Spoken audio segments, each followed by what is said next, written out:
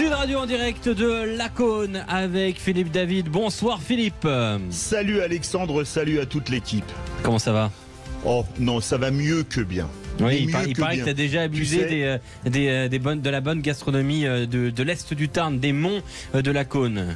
Et je t'arrête, on n'abuse jamais de la bonne gastronomie. Ça déjà, tu vois, je te renvoie dans tes 22 mètres d'entrée.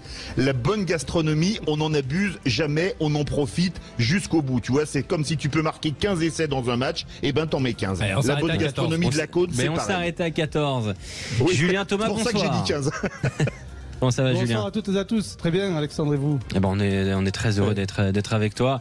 On est avec Arnaud Ray. Bonsoir Arnaud. Salut Alex, salut à tous. Tu vas suivre ce match Argentine-Samoa. On est à la 53e. On fera un point score dans un instant sur Sud Radio. On rejoindra aussi nos invités. Mais d'abord, c'est le journal de la Coupe du Monde.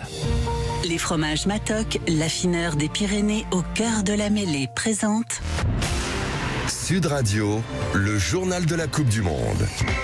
Quentin Cavanis, on le disait, il pleut. Eh oui Alexandre, il pleut sur la France. La fête a été gâchée hier soir avec la blessure d'Antoine Dupont. La soirée avait pourtant bien démarré pour les Français qui ont très rapidement ouvert le score face à la faible équipe de Namibie. À la pause, les hommes de Fabien Galtier menaient 54-0 avant de s'imposer finalement 96-0. Mais voilà, à la 46e minute, Antoine Dupont, le capitaine tricolore, a subi un contact tête contre tête avec le centre Johan Dessel. Il a été logiquement expulsé, le Namibien. Mais dès la sortie, on vous l'a annoncé sur Sud Radio, Antoine Dupont a été emmené à l'hôpital privé de Provence pour passer des examens. Ce matin, le président du stade toulousain, Didier Lacroix, annonçait les résultats de ces examens au micro de Jean-Jacques Bourdin sur Sud Radio. Il y a 2 fractures qui ont été identifiées sur le premier IRM d'hier soir. Néanmoins, aujourd'hui, le tout est de savoir si on considère que c'est le commun des mortels, le client lambda, comme on peut le dire. Et bien entendu, on n'est pas du tout dans ce cas. Donc, les 6 semaines qui devraient être immédiatement prononcées dans ce type de cas peuvent être revues une fois que les chirurgiens seront prononcés, avec bien entendu une période de 48 heures assez particulière tant qu'il y a un hématome assez important. Voilà, donc le verdict est tombé. Antoine Dupont, victime d'une fracture maxillo-zygomatique. Après passer une nuit dans cet hôpital donc de Provence, le demi-mêlée et capitaine du 15 de France va partir en direction de Toulouse pour des analyses plus approfondies. Pour l'instant, Antoine Dupont n'est pas forfait officiellement pour le reste de la Coupe du Monde. Son absence sera déterminée durant le week-end. Aujourd'hui, un seul match au programme et il a débuté depuis 54 minutes maintenant. Et c'est Arnaud Ray qui nous fait vivre cette rencontre entre l'Argentine et les Samoa. Ouais, l'Argentine qui bataille, qui mène 16-3 à la 54e face aux Samoa. Un seul essai marqué pour l'instant dans cette rencontre, marqué par Bofelli. C'est lui qui a marqué tous les points du côté argentin. 4 pénalités et une transformation en face. Les Samoa, une seule pénalité de Léa Lifano. Les Argentins cherchent à faire le break, cherchent à marquer, mais ils n'y arrivent pas. Grosse défense samoane. Et on commence à faire rentrer du lourd du côté des Samoa, puisque Charlie Feumina, le pilier toulousain, est rentré. Michael Alatola et Sama Malolo. La première ligne a complètement changé. Les Argentins sont en train d'essayer d'accélérer, mais pour l'instant, ils n'y arrivent pas. Est-ce qu'on va avoir un réveil samoan? Pour l'instant, 16-3. L'Argentine a la possession. Voilà, pas loin du carton bleu. Demain, 3 matchs au programme dans cette Coupe du Monde. Géorgie, Portugal, Angleterre, Chili et Afrique du Sud, Irlande. Et puis aussi un très joli programme sur Sud Radio, Alexandre. Merci beaucoup Quentin Cavanis, Arnaud Ray.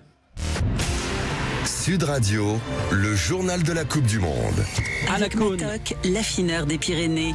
Plaquez tout pour goûter nos fromages. On est à Lacaune avec Philippe David, avec Julien Thomas, avec David Darricar. Bonsoir David. Bonsoir David. Bonsoir à tous.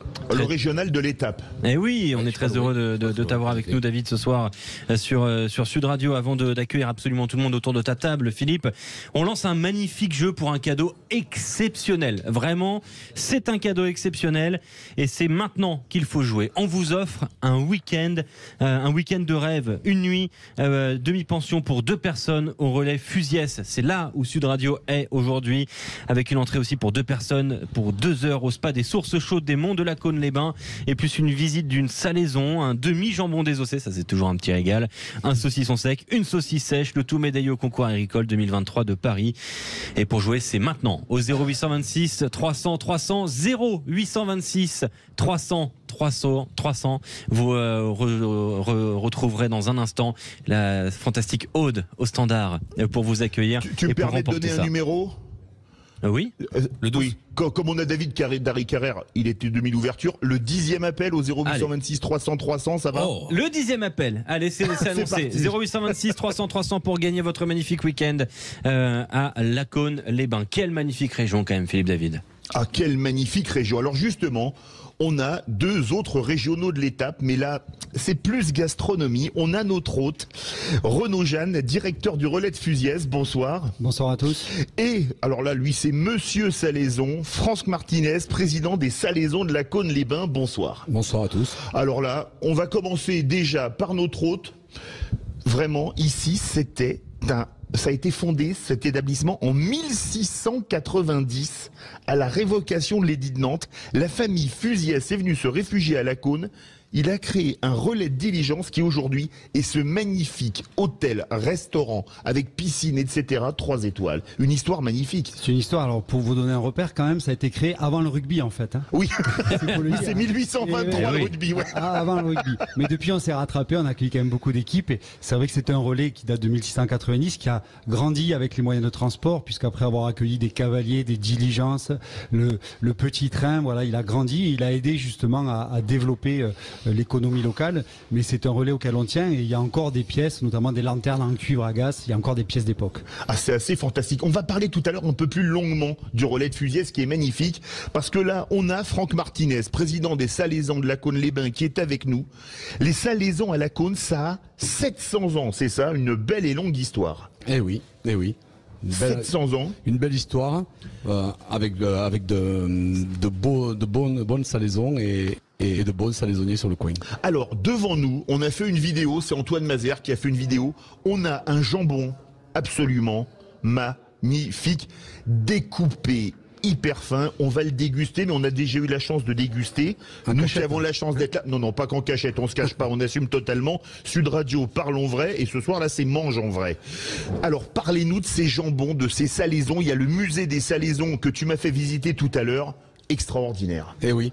Alors, on a un savoir-faire unique. Oui. On a un salaisonnier qui a créé ce musée pour montrer un petit peu le travail qui était effectué sur la salaison. On peut y voir les gens travailler et l'avancée du produit jusqu'à arriver à ce point-là de séchage. Et après, on a un musée dans la ville de Lacaune qui permet aussi de relater toute l'histoire. Tous nos salaisonniers depuis 700 ans avec des images et du matériel fabuleux. Alors, c'est une histoire qui s'est accélérée paradoxalement pendant la Première Guerre mondiale, les salaisons à Lacaune. Et oui, il a bien fallu manger, il fallait bien nourrir le peuple, il fallait bien nourrir les gens. Donc, on a eu des échanges avec les gens d'en bas, de l'Hérault, les paille-vassols comme on dit chez nous. Et, les paille-vassols, on traduit pour ceux qui parlent pas les gens des Pays-Bas, de l'Hérault. Et donc, on a échangé avec eux de la charcuterie, on a commencé à commercer, monter du vin, du sel, et voilà, c'est parti, ça a commencé comme ça. Aujourd'hui, Lacaune, 2500 habitants, 600 emplois directs dans les salaisons. Et oui, salaison, abattoir, on a le plus gros abattoir d'Occitanie. On fait à peu près 200 millions d'euros de chiffre d'affaires. Et ça se développe, on a encore des jeunes, vous voyez, qui sont là et qui croient encore dans notre métier, puisqu'ils agrandissent, aidés par la communauté de communes sur le territoire, aidés par le département. Oui. Et voilà, quoi, on avance. Est-ce qu'il y a du rugby à Lacaune? C'est ça aussi qu'on veut savoir. L'Olympique des Monts de Lacaune. Et justement, Franck Martinez joue encore au rugby. Et tu peux me croire, on a parlé rugby dans ce domaine, c'est pas un jambon. Ah non, avec les vétérans, avec les vétérans, qu'à toucher. D'ailleurs, demain on sera à Grouillet avec les Dadous. On a un tournoi avec les Dadous, ça va pas être simple. Non, c'est vrai, le club a été créé en 72 par Marcel Lafargue, Denis, où c'est que j'ai mis les noms, Denis Suc, Marcel Lafargue d'Aqua. qui était là et qui a commencé comme premier entraîneur. Tu es allé voir la pierre plantée. Et le terrain se trouvait juste à côté de l'abattoir, dans le petit champ à côté de la pierre plantée. Donc on a commencé loin de la cône quand même. Et Alexandre, on va redonner la parole parce que là je crois que c'est Renaud Jeanne qui va en parler. Ici, il y a un challenge qui rend hommage à un immense pilier de l'US Béziers. Béziers qui remportait tous les titres dans les années 70. L'AS Béziers, pardon, j'ai dit US Béziers, autant pour moi. Carton bleu. Et jusqu'au protocole commotion. Ah oui. Et le dernier, je crois que c'était 1980, mais là le Haut-Pyrénéen était un peu triste que c'est Bagnères qu'ils avaient battu. Il y a le challenge Armand Vacrin. Oui. Armand Vacrin, dis-nous tout, Renaud Jeanne. C'est quelqu'un qui parle à tous les amateurs de rugby et c'est un personnage, c'est un caractère qui correspond bien aussi au caractère du pays. Et ce challenge, il avait lieu dans l'Aveyron et avec les forces vives de tout le monde, tous les bénévoles du club, on a réussi à créer aussi une journée, ce qui fait que chaque été, on a des clubs pro, le Castres Olympique qui est chaque année qui coche la montée à la cône. Pour eux, c'est David, tu en parleras, mais c'est Montpellier aussi. Je sais que Fabien a eu un peu froid quand même quand il est monté. Un peu froid, des orages aussi d'été qui on peut le raconter à l'antenne. Fabien Galtier veut plus monter parce qu'un jour il a eu un peu froid, il est monté en plaquette, ça lui a fait drôle. Renaud, c'est vrai qu'on a des clubs, tous ces clubs pro qui acceptent de venir en milieu rural pour faire connaître le club et on parle des valeurs, mais là pour le coup c'est super parce que ça fait rêver tout le monde en fait. Et on va revenir évidemment dans un instant sur la cône, mais d'abord on va rejoindre Frédéric à Carbone. Bonsoir Frédéric. Oui, bonsoir. Bravo Frédéric, c'est gagné, c'est gagné. Bravo à vous, on est très heureux de vous l'offrir ce cadeau, ce magnifique cadeau, cette soirée exceptionnelle, cette nuit en demi-pension pour 2 personnes au Relais Fusiès avec un accès au spa, avec du jambon, avec de la saucisse, avec du saucisson. Voilà, ça va être gastronomique, ça va être gourmand ça Frédéric. Et je peux dire à Frédéric que pour un week-end en amoureux, c'est fabuleux l'endroit, l'hôtel. Et alors, on a goûté la table ce midi. Un régal aussi. En week-end en amoureux avec Julien Thomas et Philippe David. Quel plaisir. Voilà, pas de problème. Non, je vais laisser Julien avec Frédéric, notre gagnant, c'est bon. Bon, en tout cas, et bravo Frédéric. Bravo Frédéric. Merci à toute l'équipe, merci. J'écoute Sud Radio souvent, voilà, je suis fan de rugby. Et on va en parler. Tiens, petite question Frédéric, avant de faire une petite pause. On me pose la question justement sur la page Twitter Sud Radio Rugby. Avec la blessure d'Antoine Dupont, les chances de titre mondial pour l'équipe de France sont 2 points. Et là, 4 propositions, Frédéric. Sont-elles intactes ? Sont-elles toujours élevées ? Sont-elles amincies ? Ou sont-elles nulles ? Non, il n'y a pas de problème. Même avec Antoine Dupont, j'espère qu'ils pourront. Donc intactes. Les chances restent intactes pour toi. Intactes. Pas de problème. Et je pense qu'il va pouvoir rejouer avant la fin de. Voilà. Je pense qu'il n'y aura pas de soucis. Je lui souhaite un bon rétablissement. Merci Frédéric, reste bien au téléphone. On va prendre toutes tes coordonnées. Dans un instant, on va poser la question. Justement, on va faire un grand tour d'horizon sur la blessure d'Antoine Dupont. Est-ce que ça changera le jeu de l'équipe de France ? Quel impact de l'absence d'Antoine Dupont sur le jeu des Bleus ? On a quelques statistiques à vous donner. Puis on reviendra effectivement autour de ce sondage en direct de la Cône sur Sud Radio. À tout de suite. Sud Radio Rugby aux accents très équipe de France ce soir avec Philippe David, avec Julien Thomas, avec David Dari Carrère, avec Quentin Cabanis, avec Arnaud Ray. Une petite info avant de parler de rugby. Pablo Longoria annonce qu'il reste président de l'Olympique de Marseille. Voilà ce qu'on peut vous dire, ça vient de tomber à l'instant. C'est une bonne nouvelle. Je crois. C'est une bonne nouvelle pour les supporters marseillais, pour certains supporters marseillais, ce qui est le cas de Quentin Cabanis. Pas tous a priori. Pas tous, effectivement. Retour au rugby avec la question autour d'Antoine Dupont. On vous le rappelle, il s'est blessé hier. On a fait un petit montage tout en sobriété avec Quentin Cabanis sur la blessure d'Antoine Dupont. Et bien dans quelques instants, on va l'écouter, puisqu'il y a eu beaucoup d'intervenants sur ce sujet-là ces dernières heures. On écoute le fil de la déception de la blessure d'Antoine Dupont. Ça va pas du tout, Antoine Dupont. J'ai envie de chialer. Et Antoine Dupont, il s'essuie les yeux comme s'il pleurait. On attend tous forcément des nouvelles d'Antoine. Je pense qu'il est sorti un peu touché, déçu. Il a vraiment un peu de sang qui coule du nez. Ça, c'est pas très grave. Mâchoire, pommette, faut surveiller. Didier Lacroix, quelles sont les nouvelles que vous avez d'Antoine Dupont ? Les nouvelles d'Antoine Dupont sont préoccupantes. Voilà, il se tient surtout la pommette, voilà, ce qu'on appelle le plancher orbital. Ah, si c'est fracture, attention, mauvais temps. Si fracture, on est foutu. Mauvais temps. Très mauvais. Les fractures sont avérées. No, God, please, no! No! No!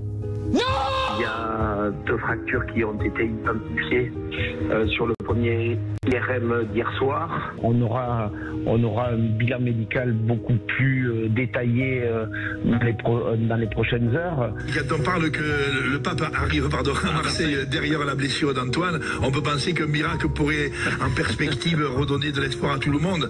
Il reste que la blessure d'Antoine apparaît très sérieuse. Ouais. Antoine Dupont est un homme remarquable, un joueur superbe, un capitaine exemplaire et son absence pourrait être très pénible. Voilà, nous avons donc dû faire un peu d'anatomie ces dernières heures. Double fracture maxillo-zygomatique, donc sur la partie droite de la face d'Antoine Dupont, plaqué par Johan Deysel. Touché tête contre tête, carton rouge pour l'ancien joueur de Colomiers qui s'est platement excusé. C'est du rugby, il faut pas insulter on a vu beaucoup trop de gens souligner les valeurs de l'Ovalie pour ensuite insulter des adversaires et des membres de l'équipe nationale namibienne. C'est quand même un petit peu problématique. Il faut se regarder dans un miroir avant d'insulter les gens et de faire valoir les valeurs du rugby. Ça, c'était un gros problème ces dernières heures et il y a eu une excuse de toute la fédération namibienne, bien évidemment, tout à fait excusée. Quel impact ça aura sur le jeu de l'équipe de France? On a cette question, on vous la pose à la Cône, évidemment, avec David Darrica, avec Philippe David, avec toute l'équipe Sud Radio. On vous pose cette question. La blessure d'Antoine Dupont, que change-t-elle? Est-ce que les chances de titre mondial pour l'équipe de France sont intactes? Première proposition, toujours élevée. Deuxième proposition, amincie. Troisième proposition, ou nulle? Près de 1200 votes. On donnera les réponses en fin d'émission. À vous, Philippe, David. Alors tiens, Julien, qu'est-ce que tu en penses? Est-ce que pour toi les chances sont très amoindries? C'est terminé? Ton avis? Non, pas terminé. Antoine Dupont, bien sûr, est essentiel et dont le capitaine de cette équipe de France. Mais c'est clair que tout de même sur le terrain, ce joueur exceptionnel qui est stratosphérique, qui est sur un nuage, mais qui est par son potentiel, son aura, et puis surtout qui met l'équipe de France dans le droit chemin à chaque fois qu'il touche un ballon, va être quand même préjudiciable peut-être sur le contenu futur des phases finales. Maintenant, je pense depuis 4 ans, Fabien essaye de faire tourner son effectif, essaye de justement donner du temps de jeu, et notamment à Lucu, qui est quand même un excellent remplaçant de Dupont. Il y a peut-être Couillou, il y a peut-être Baptiste Serin qui devrait peut-être rejoindre l'équipe de France. On ne sait pas, mais en tout cas, cette absence... Pour l'instant, il reste dans le groupe France. Hein. Pour l'instant, il reste, bien sûr, parce que la Coupe du Monde n'est pas finie pour Dupont. Mais c'est clair que sur les décisions individuelles qu'il prend et qui va tenter sur le terrain, c'est clair qu'il n'y a pas un joueur actuellement qui peut être comme lui. Donc ça peut être dommage. David Darrica, on a un ancien demi de mêlée avec Julien, un ancien demi d'ouverture avec toi. Là, la charnière de l'UBB, qui devient donc de facto la charnière de l'équipe de France, hein, Lucu, Jalibert, c'est incontournable, de toute façon, c'est les titulaires. Et est-ce que quelque part, le fait qu'ils aient des automatismes en club, ça atténue pas le drame qui est pour l'équipe de France, la blessure d'Antoine Dupont? Ouais, tout d'abord, c'est un accident. Hein. Oui, c'est un accident. Oui, c'est pas un accident de jeu. Il aurait pu le faire à la 12e, il le fait à la 45e. Bon, c'est comme ça. C'est malheureux pour l'équipe de France. Quand tu perds le meilleur joueur du monde qui joue dans ton équipe, que tu les perds, forcément, t'as quelque chose en moins. Maintenant, moi, ce qui m'a inquiété un peu, c'est par rapport à l'épine dorsale. Hein. Julien Marchand, Greg Aldrit. 2, 8, 9, 10, 15. Il reste que Thomas Ramos, hein, David. Hein. Prions pour que Thomas se fasse pas mal. Après, on peut avoir des surprises aussi. Ça sera peut-être à la charnière de l'UBB qui jouera. Ça sera peut-être un autre 10. On verra. Maintenant, ils sont partis sur ce système-là. Après, c'est une compétition où c'est une équipe aussi. Même si tu enlèves ton meilleur joueur, il faut avoir aussi un plan B. Je pense que Fabien l'a travaillé pendant ces 4 ans, comme disait Julien, et je pense qu'il saura trouver les solutions. Le point positif, c'est que dans la charnière, Jalibert, Lucu se connaissent les yeux fermés. Ah bah oui, il y a Julien. Une connexion, donc celle-là elle est bien. Julien, quelques petites statistiques d'Arnaud Ray sur la présence d'Antoine Dupont et son impact auprès des Bleus et son absence aussi, ce que ça pourrait engendrer. Ouais, Antoine Dupont, il est prépondérant dans cette équipe de France. Avec lui, c'est 31 victoires. Sans lui, c'est seulement 11 victoires. Dans les statistiques sportives, c'est le joueur qui a le plus joué depuis la Coupe du Monde 2019. C'est le joueur qui a le plus porté de ballon. Il a quasiment 10 ballons portés par match en moyenne. C'est celui qui bat le plus de de défenseurs également. Il a quasiment 3 défenseurs en moyenne battus par rencontre. Et c'est aussi celui qui a la meilleure stat, le meilleur taux de plaquage réussi. Donc il pèse dans cette équipe. C'est également le meilleur passeur décisif de cette équipe de France parmi tous les joueurs du tiers 1 depuis la Coupe du Monde 2019. Donc il a quand même une emprise sur le jeu. Mais une stat qui est intéressante, c'est que Maxime Lucu, depuis qu'il porte le maillot bleu, n'a jamais perdu avec le 15 de France. Donc ça peut nous donner un petit peu de baume au cœur. Et du coup, David Darrick-Carrère, sur le sondage qu'on pose sur Sud Radio, la question qu'on pose, on place où le curseur sur l'impact de l'absence d'Antoine Dupont? Est-ce que ça peut vraiment réduire les chances de l'équipe de France dans ce mondial, ou justement le plan de jeu, le collectif est supérieur à cette idée-là? Non, je pense que les chances restent intactes. Mais aujourd'hui, t'as perdu quand même ton meilleur joueur.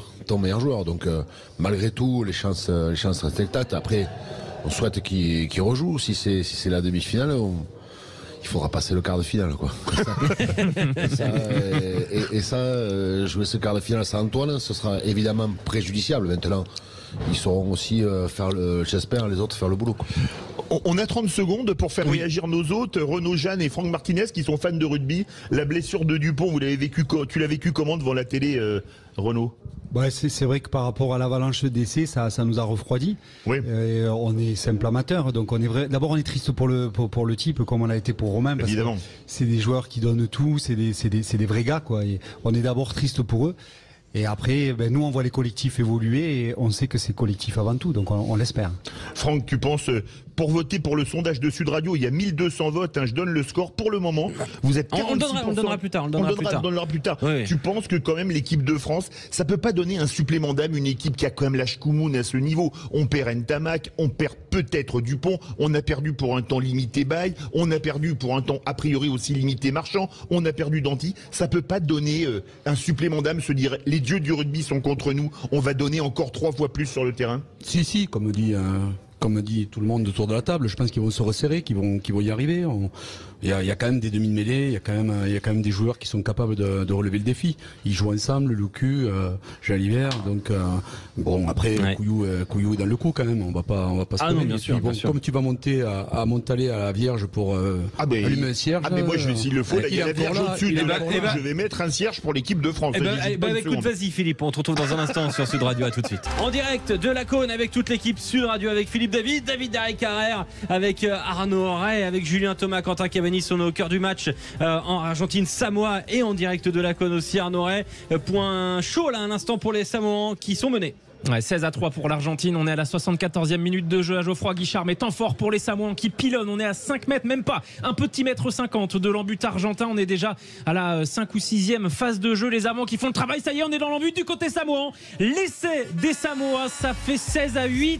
16-8, Sama Malolo, le talonneur remplaçant. Ça va, Alex? Joueur qui joue aux États-Unis. Ah oui, j'ai l'honneur de partager le terrain avec ce monsieur. Il est solide, 3e essai dans cette Coupe du Monde pour Sama. Et pourquoi t'es pas sur le terrain, Alexandre? Les origines. Ça fait vraiment plaisir là, de le voir marquer. Ouais. Et c'est important, Alex, parce que là la transformation elle est ultra bien placée. Elle est réussie, cette transformation. Ça fait 16-10. Les Samoans reviennent dans le bonus défensif, et à 5 minutes de la fin de cette partie, ils peuvent même mettre la pression sur l'Argentine. David Darrick-Carrère, si vous cherchez un talonneur peut-être, je vous conseille Sama Malolo, excellent joueur, le talonneur remplaçant de cette équipe des Samoa. Il joue un MLR à San Diego et il cherche un club en France. Voilà, je fais passer le message.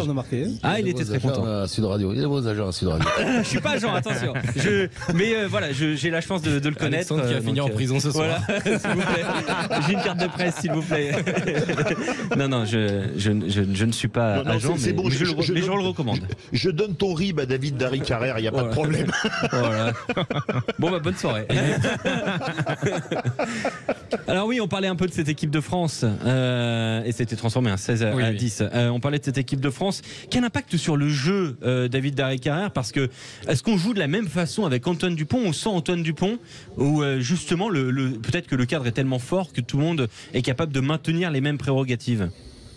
Antoine Dupont est unique dans le rugby mondial, j'allais dire. Donc on pourra pas jouer comme s'il y avait Antoine Dupont sur le terrain. Maintenant, que ce soit Maxime Lecou, Baptiste Serein ou Couillou, ils ont leur qualité propre qui vont amener à cette équipe et qui vont développer pour qu'ils soient le plus performant possible, qu'ils fassent le mieux jouer l'équipe. Mais on ne pourra pas remplacer Antoine Dupont. Antoine Dupont, ça reste Antoine Dupont dans son jeu, dans sa façon de jouer les duels, comme disait Julien, dans son jeu au pied extraordinaire, dans sa défense.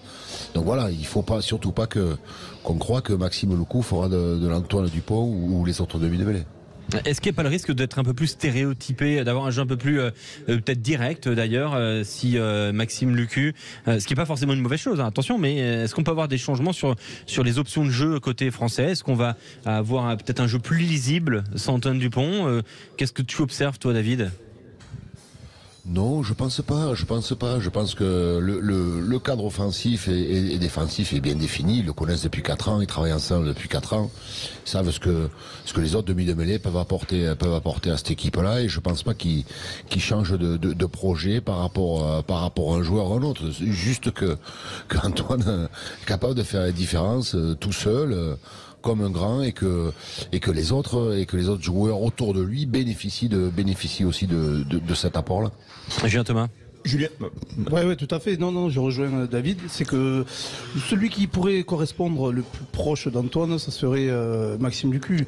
Mais dans la gestion, d'où le meilleur second demi-mêlée quand il rentre, voilà, gestionnaire comme on connaît Lucu, dans l'efficacité propre.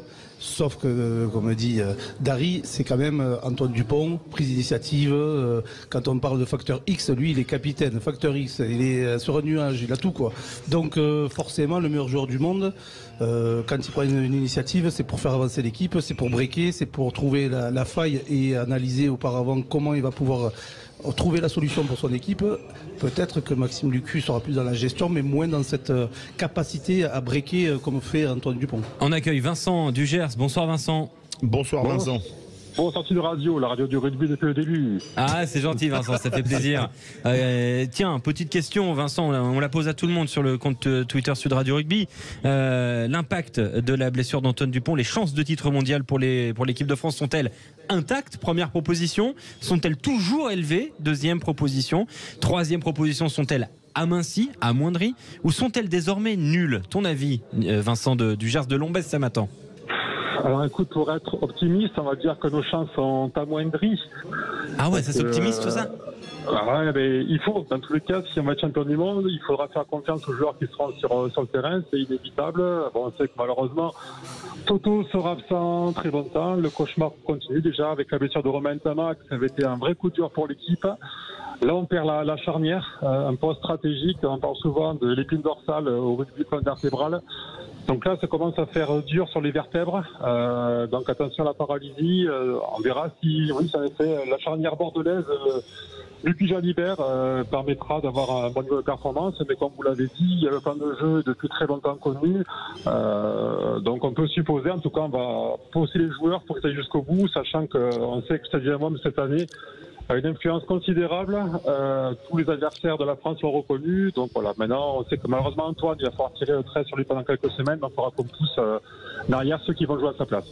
Philippe David.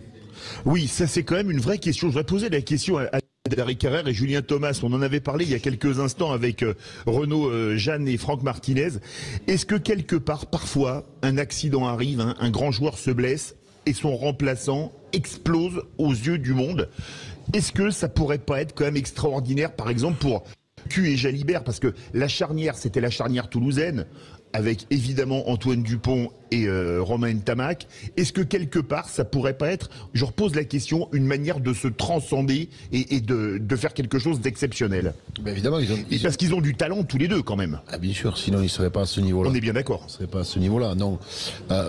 Franchement, c'est une charnière qui a du talent aussi. Après, on sait très bien que malheureusement, il y a aussi des blessures dans cette compétition, et celui qui vient après, s'il prend sa chance, souvent c'est lui qui devient numéro 1 et il fait passer le numéro 2. Maintenant, c'est à eux de passer devant, comme on dit, et d'être les leaders de jeu qu'on attend d'eux.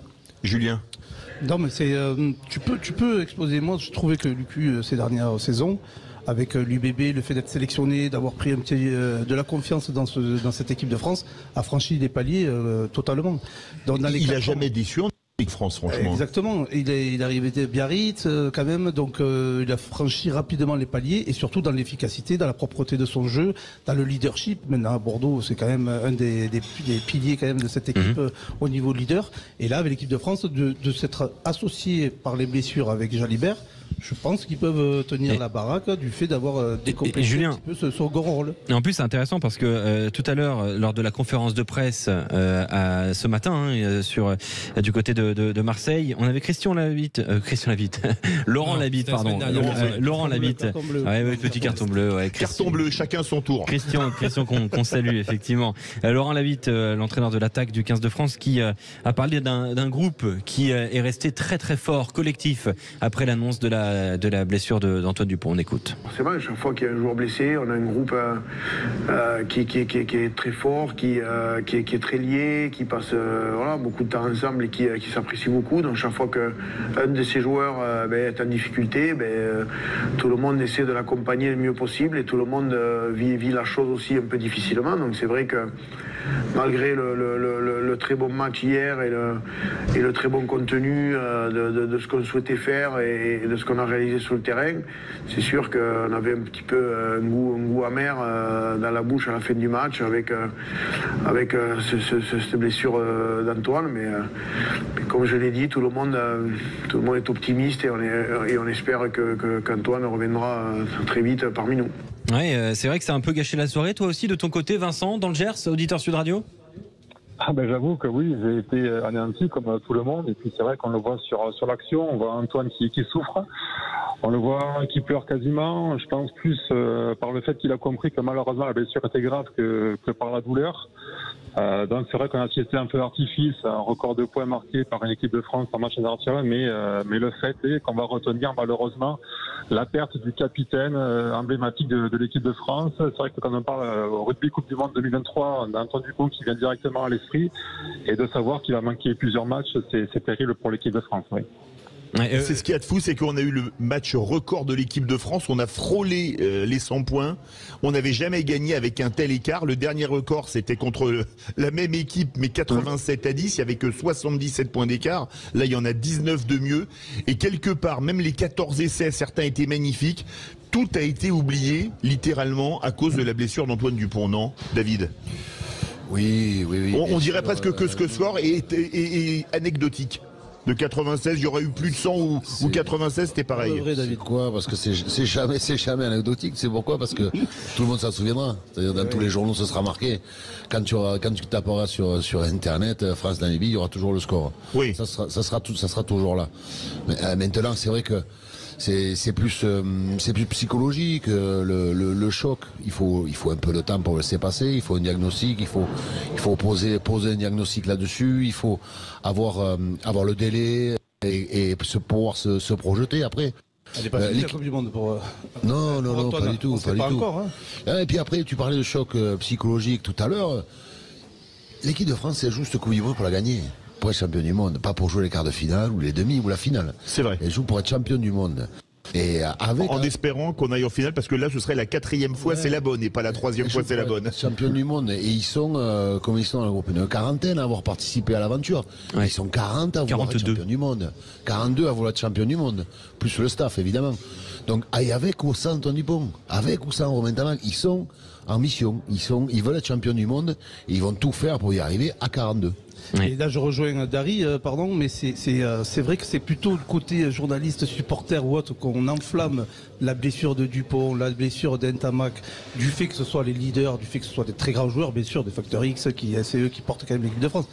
Mais quand tu es dans une équipe comme l'équipe de France, comme dit Dari, c'est clair que tu es déçu parce que c'est ton coéquipier, mais tu penses à la Coupe du Monde à ce titre, et puis tu n'en fais pas un flanc comme peut-être on peut extrapoler sur un joueur de sa blessure. Bien sûr que c'est dommageable pour notre équipe de France, mais à l'intérieur, c'est différent, l'état d'esprit. Et effectivement. Et tiens, un résultat à vous donner. Victoire de l'Argentine, Arnaud. La victoire 19-10 des Argentins qui, grâce à un ultime drop de Sanchez, ont sorti carrément les Samoans d'un bonus défensif. L'Argentine qui reste tout de même 4e de la poule D, mais qui n'est plus qu'à 1 point du Japon et des Samoa qui sont à 5 points. L'Angleterre est toujours leader. L'Angleterre qui affronte le Chili demain. Ouais, Vincent, reste un petit peu avec nous. On va parler dans un instant de Castres avec David Darrick-Carrère, du bon début de saison des Castrais.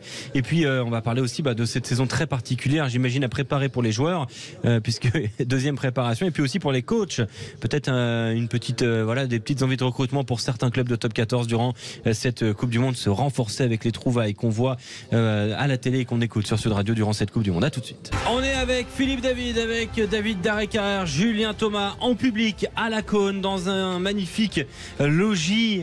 C'est absolument somptueux à Fusiès, c'est absolument magnifique. Le relais de Fusiès. Et tiens, on apprend que je dis bonjour à tous, mais pas une très bonne nouvelle. Antoine Dupont ne devrait pas avoir le droit de porter un masque avec le 15 de France.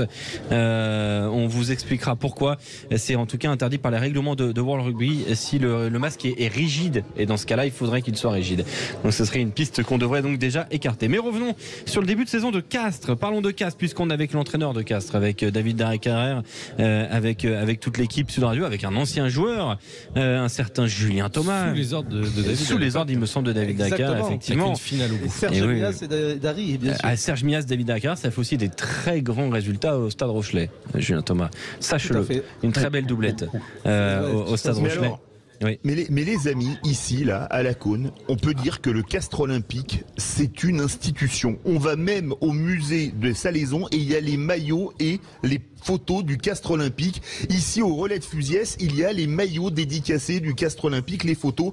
David, avant de parler de début de saison de Castres, c'est une institution ici, il n'y a pas d'autre mot. Ouais, c'est une institution parce que c'est un club qui a des valeurs dont tout le monde se reconnaît.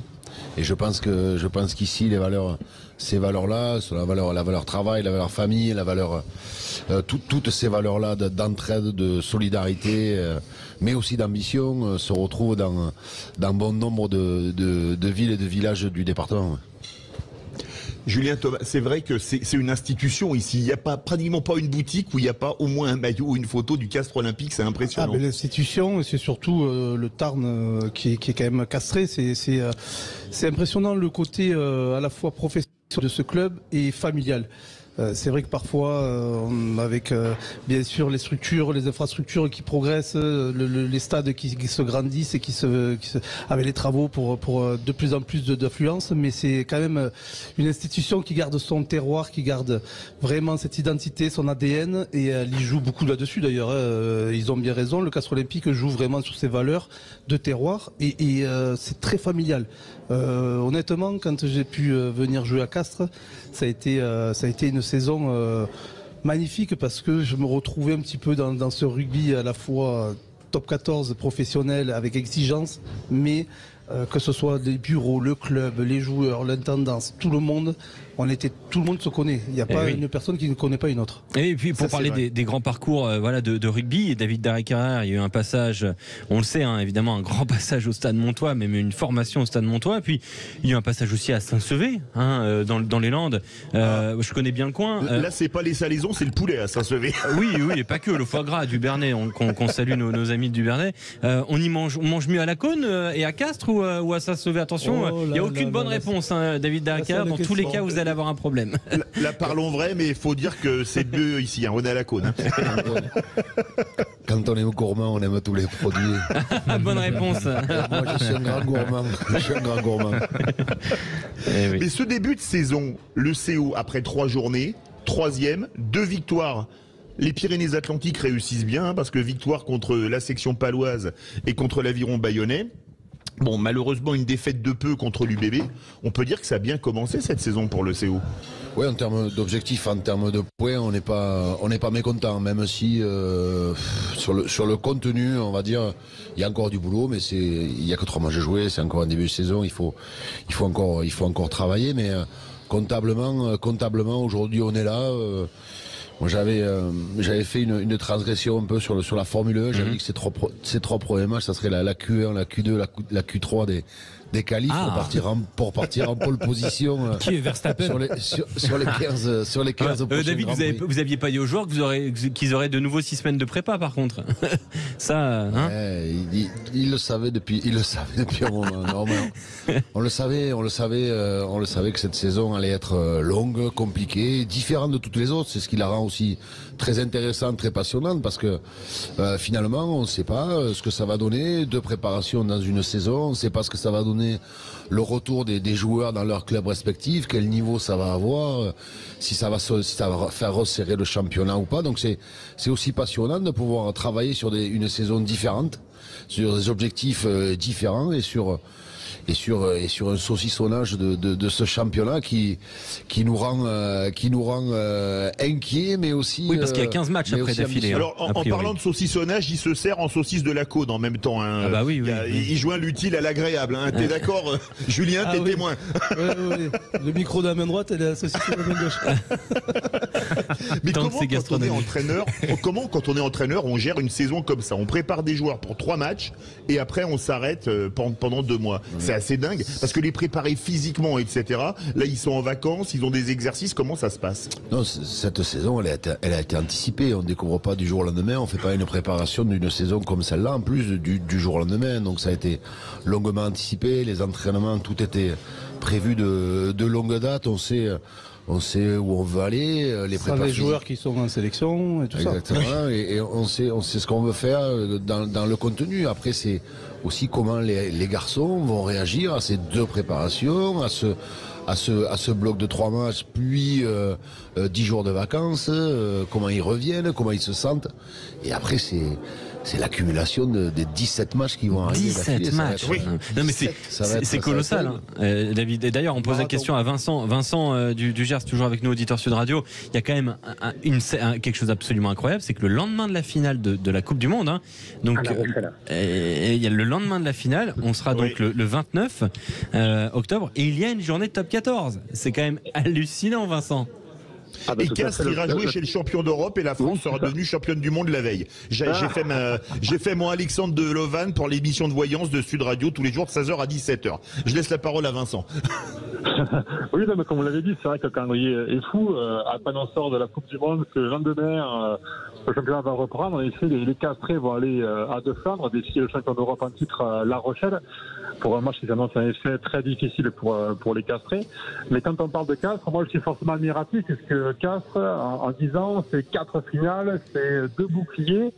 J'ai forcément aussi une pensée en tant que Lambésien pour le Saint-Matanais Carré-Broncan, qui a réussi à faire terminer le club au fruit de la phase régulière il y a 2 saisons. Pensez aussi pour Savignas. Mais en effet, pour les clubs, comme l'a indiqué David, ils sont au courant que la saison va être compliquée, ils connaissent le calendrier, ils se sont adaptés en conséquence. Mais c'est vrai que là, il va falloir de sacrés effectifs et de sacrés programmes pour être vraiment au top physiquement toute la saison. C'est une saison particulière. Et bon courage en effet aux clubs, aux entraîneurs pour gérer un calendrier qui est vraiment chargé. Ouais, Philippe, David et David Dakar, le mot de la fin sur le Castres Olympique. Quels objectifs cette saison, David? Le Brennus le meilleur possible. Vous l'avez déjà gagné 5 fois le CO, le Brennus. Donc c'est pas physique déjà. Ouais. Avoir le moins de blessés possible déjà. Oui. Non, mais c'est pas parce que le Castres Olympique est un club à dimension humaine, j'ai envie de dire, avec des valeurs humaines. C'est pas pour ça qu'on n'a pas d'ambition. Il faut avoir de l'ambition. Il faut avoir l'ambition dans le jeu. Il faut avoir l'ambition de résultat. Il faut avoir l'ambition de se qualifier, d'aller le plus loin possible. L'ambition, c'est ce qui nous porte aussi tous les jours. Hein. C'est pour ça que les joueurs, Julien vous en parlera, mais c'est pour ça que les joueurs viennent s'entraîner tous les matins. C'est pour se qualifier, c'est pour les phases finales, c'est pour être champion. Donc nous on travaille dans ce sens, avoir les objectifs les plus élevés possibles et après on verra bien. On a été souvent le petit poil à gratter de ce championnat et et on se prépare de telle façon de faire la meilleure saison possible. Merci beaucoup. Est-ce que Castres, je peux dire un mot? On est en retard. On est en retard, alors on arrête. On revient dans un instant. Allez, à tout de suite sur Sud Radio. Vous êtes sur Sud Radio en direct de Lacaune, dans le Tarn. Lacaune, les monts de Lacaune, magnifique terre de gastronomie et de rugby. On est avec Philippe David, avec Julien Thomas, avec vous au 0826 300 300. Et on vous offre un magnifique cadeau. On est en public, c'est magnifique du côté de Fusiès, du logis de Fusiès. On est aussi bien là pour vous offrir un cadeau absolument exceptionnel. Franchement, on n'a pas les mots à quel point ce cadeau est vraiment fantastique. Il est très romantique. On sait que voilà, Philippe David utilise tous les subterfuges pour tenter de participer à ce jeu. On a vu Philippe Davida, Philippine David. On a vu tous ces gens-là. Avec une perruque, Philippe David avec des cheveux, ça vaut le détour. Hein. Oui, alors Quentin aussi et Cavanis aussi. Franchement, je suis pas sûr que l'un soit l'autre. Là, Quentin qui se fout de ma chevelure, non, là non. Il y a comme un doute. On a la même. Ouais, effectivement. Ouais. On vous offre, et je le disais, une nuit pour 2 personnes, demi-pension au Relais Fusiès. C'est le lieu où nous sommes aujourd'hui, Sud Radio. Magnifique. Avec une entrée pour 2 personnes de 2 heures au spa des Sources Chaudes des Monts de Lacaune-les-Bains. Et puis une visite d'une salaison, un demi-jambon désossé. Ça, c'est romantique. Un saucisson sec, une saucisse sèche. Le tout m'aider au concours agricole 2023 de Paris. C'est vraiment un cadeau exceptionnel. Tout à l'heure, c'est Frédéric de Carbone qui avait gagné ça. Appel. Et qui avait été... Julien Thomas, il était demi de mêlée, il jouait avec un 9. On est dans le 81, le Tarn, 8 plus 1, ça fait 9. Le 9e appel, ça te va, Alexandre? Allez, 9e appel au 0826 300 300. 0826 300 300. 0826 300. Bravo. Philippe David, je suis sûr qu'on te l'a pas dit, mais tu sais que Julien Thomas est un excellent buteur. Tu le savais ça? Tu le savais ça? Bien sûr. Tu le savais qu'il a perdu au grand concours Sud Radio des tirs au but d'émission contre moi. Contre moi. C'est quand même fou. Ah non, mais tu te rends compte dans quelle société nous sommes, Philippe David? Incroyable. Ouais. Il y a David Dari Carrère qui doit nous laisser. Il nous dit un dernier petit mot, David. Merci David d'avoir été avec nous. Qui vient de me dire mais quel mytho. Ah non, mais j'ai vraiment battu. Que tu me redonnes le nom de ce talonneur déjà? Sama Malolo. S-A-M-A Malolo. Voilà, excellent joueur. Mais on en discute si tu veux, David, il n'y a pas de problème.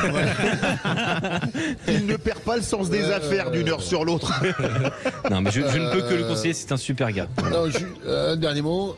Allez, les Bleus, tout simplement. Et tous derrière eux pour qu'ils ramènent la Coupe du Monde, en France, et ce sera une très très belle chose. Toute la France sera énormément ravie. Bonne fin d'émission. Merci et merci de ta venue. Merci David. Et continuez comme ça. Merci beaucoup. Merci David. beaucoup. C'est adorable. On reçoit aussi Philippe Spanghero. Bonsoir Philippe. Salut Philippe. Salut messieurs, bonsoir à tous. Comment ça va Philippe? Et on reçoit aussi Johan Huger, un incroyable plateau. Ça va Johan? Johan, es-tu là? Johan, micro ouvert. On va te retrouver dans un instant, Johan. Sur Radio. Philippe, Lacaune, c'est une grande terre de gastronomie, de rugby. C'est une grande terre, romantique aussi, comme on le disait, puisque il y a des choses à gagner aujourd'hui. Johan nous rejoint. Ça va, Johan? Très bien. Ouais, on est très heureux de t'avoir. Ben oui, ça va très bien, Johan. Philippe, Lacaune et Sud Radio, ça n'a rien d'anodin. Ça n'a rien d'anodin puisqu'il... Oui, vas-y. Ah, c'est pour Philippe Spanghero. Ah oui, il y a 2 Philippe. Oh là là. Vas-y Philippe, il y a 2 Philippe. C'est vrai qu'il y a les 2 Philippe ce soir, c'est particulier. Il y aura le chauve et le roux, c'est bon. Ok, c'est ça. Je suis blanc vénitien par contre. J'allais dire que c'est nous, il nous reprend tout de suite. Alors là, je me suis dit, ça l'a démangé de réagir et il n'a pas réussi à résister. Grandiose, grand moment de Sud Radio. Là, on vient de vivre un grand moment. Merci Philippe David pour ça, vraiment. On n'avait jamais osé.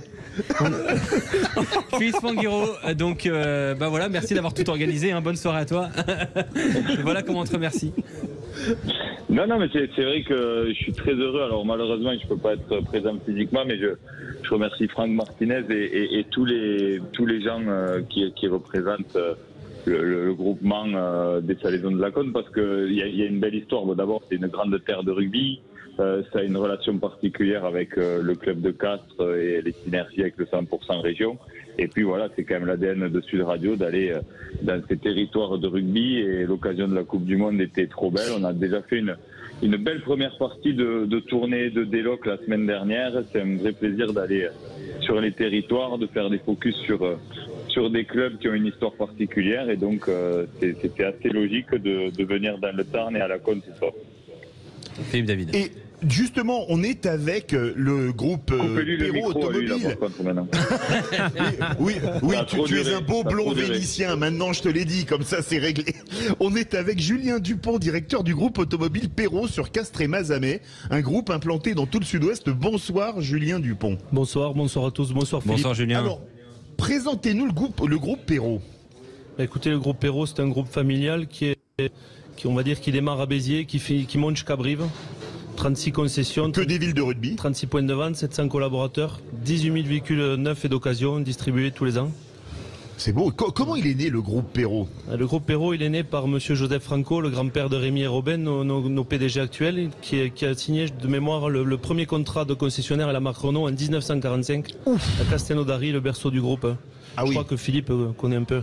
Eh ben, on était à Castelnaudary d'ailleurs avec Romain Perrault. Alors vous avez plusieurs marques, parlez-nous-en.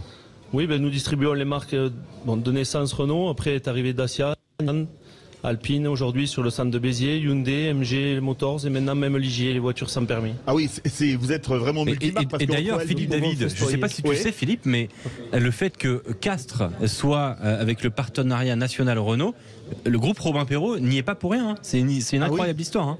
Alors, une petite précision, le partenariat est terminé, mais le groupe Perrault a re-signé hier un partenariat officiel avec le Castres Olympique, avec Mathias Roland et Robin hier après-midi. Ah bon, voilà.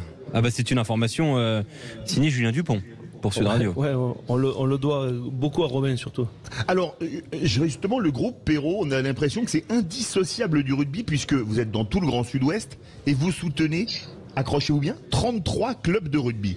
Oui, 33 clubs. Quand vous êtes à Béziers, quand vous êtes à Narbonne, à Carcassonne, à Castelnaudary, à Saint-Giron, à Pamiers, à Castres, à Mazamet, et puis j'en oublie sûrement. Vous avez dit Pamiers parce qu'il y a Johan Huget avec nous, c'est pour ça. Il a commencé à Pamiers, Johan.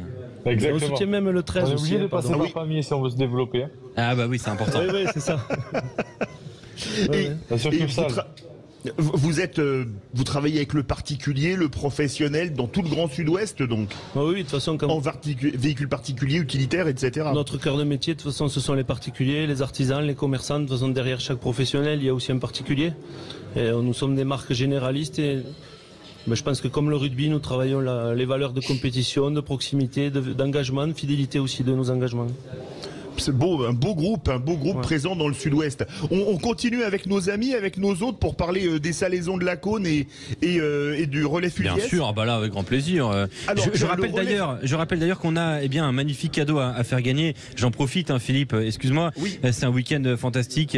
C'est une nuit demi-pension pour 2 personnes au relais Fusiès, comme tu le disais, avec une entrée au spa, avec la visite d'une salaison dont on va parler dans un instant, un demi-jambon désossé, un saucisson sec, une saucisse sèche. C'est un cadeau somptueux offert par Sud Radio et par le relais Fusiès de la Cône. Et pour jouer, c'était au 0826 300 300. 0826 300 300. Philippe. Et pour parler justement du relais Fusiès et de la Cône, ça s'est développé grâce au thermalisme.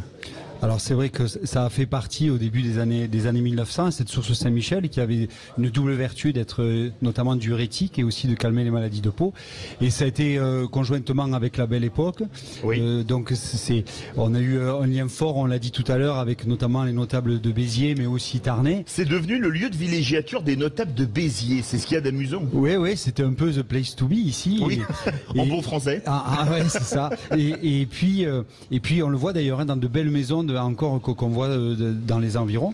Et ça s'est développé après avec la charcuterie, avec l'agrotourisme, avec l'eau, avec la pierre, tout ce qui tourne quand même autour souvent de la gourmandise. Alors justement, on ne l'imagine pas, mais il y a un animal dont la production est connue dans le monde entier, qui est né à la Cône et qui n'est pas un porcin. Accrochez-vous les amis. Oh là, attends, il n'y a pas un petit quiz là ? Ah non, ah bah si, tiens, c'est tiens, fais-le nous deviner avec le bruit, s'il te plaît, Philippe David. Non. Tu sais que j'en suis capable. Avec une perruque. Tu vois ce que je veux dire. Nous sommes en compagnie de Daniel Vidal, éleveur au vin, président de la communauté de communes des Monts de Lacaune. Bonsoir. Bonsoir Philippe et bonsoir à tous les auditeurs. Bonsoir. C'est la brebis de Lacaune qui sert à faire un produit français connu dans le monde entier. Dites-nous tout, Daniel Vidal. Donc le Roquefort. Ah, on adore ça. Ah, parfait. Un bon Roquefort, un bon morceau de charcuterie, un bon vin gaillac, et on a tout réuni. Non, après voilà, c'était une famille de notables lacaunais, de nobles lacaunais qui étaient sur la ferme de Calmels à Lacaune. Donc la famille de Noroy. Alors c'est aussi pour ça qu'il y a une rue à Lacaune qui s'appelle comme ça, l'avenue, et qui peut paraître non inconnu à beaucoup de personnes, mais ce monsieur d'Honoroy, dans les années 1850, a eu la bonne idée d'acheter un bélier anglais, sur lequel après il a fait des croisements et qui aujourd'hui a abouti à... Donc le Roquefort est un peu anglais. Oh non, on va pas dire ça.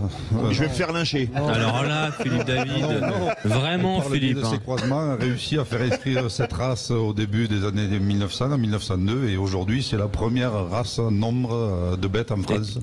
Et du coup, permet, de par ses qualités laitières, de faire la qualité du Roquefort que l'on connaît tous. Du coup, on peut poser la question à Johan Huget. Johan, je sais que bon, tu es consultant rugby sur Sud Radio, mais tu es aussi un peu consultant gastronomie. Roquefort, t'es plus Roquefort, t'es plus jambon, t'es plus saucisson. Quel est ton voilà, c'est quoi ton petit dada?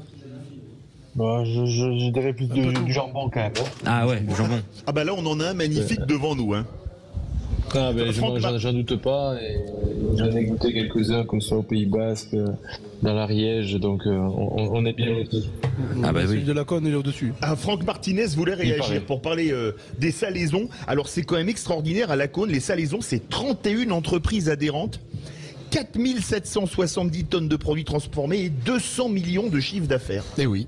Pour un petit village de 2500 habitants. Tout à fait. Et on a 600 emplois directs qui sont associés à toutes ces salaisons et à tout ce travail. On a eu une grosse fierté aussi cette année, en 2023, on a ramené 13 médailles du concours agricole à Paris. Bravo. C'est notre record. L'année dernière, on avait fait 12 ans. On va essayer de faire mieux l'année prochaine. Mais c'est vraiment, on est vraiment le petit village gaulois à avoir ramené le plus de médailles de salaison dans notre région. Alors, il y a un truc fabuleux ici, c'est une confrérie et ça concerne Sud Radio, vous allez le voir les amis, c'est la confrérie des Mazeliers. Oui, les Mazeliers. Alors, le Mazel, c'est tuer le cochon en occitan. Oui. Donc on a une confrérie et on participe à beaucoup de réunions avec Bernard Fourgassier qui est pas là aujourd'hui, qui est le président. Mais pour les fêtes des salaisons de Lacaune, on avait une quarantaine de confréries qui ont défilé devant 7-8 000 personnes. Voilà. Mais il y a un animateur de Sud Radio qui fait partie des membres de la confrérie. On a hâte de le voir, parce que moi j'ai vu la tenue, j'ai hâte de le voir en photo dans cette... C'est Philippe Sanguero, c'est ça? Non, il n'est pas blanc vénitien. Non, pas trop. Et Philippe, c'est ta soirée. Ferniaud, votre animateur Vincent Ferniaud, il y a une vingtaine d'années, qui a été intronisé par, je crois, Didier Auberti ou Bernard Fourgassier, un des deux. Et il est membre de la confrérie des salaisons de Lacaune et Mazeliers. Voilà. Bon, bah, Philippe, quand on mange bien, il est jamais loin. Ah, bah, ça, c'est sûr. Et Philippe Spanghero non plus. Philippe, qu'est-ce que c'est? Mais dans la famille Spanghero, on en a. Hein. On a Laurent qui fait partie de la confrérie des Mazeliers. Laurent a été intronisé puisqu'il a été longtemps avec le père de Philippe sur Lacaune. Ils ont été très longtemps entrepreneurs chez nous aussi. Donc il a été intronisé Mazelier. Ah ben c'est donc qu'il y a vraiment un lien avec la confrérie des Mazeliers et Sud Radio. T'es d'accord? Philippe Spanghero.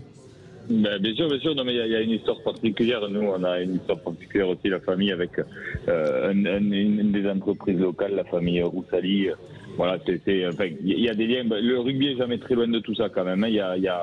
On a des affinités particulières qui sont arrivées aussi grâce au rugby. Donc c'est pour ça que ce soir le lien entre le rugby et ce territoire il est fort.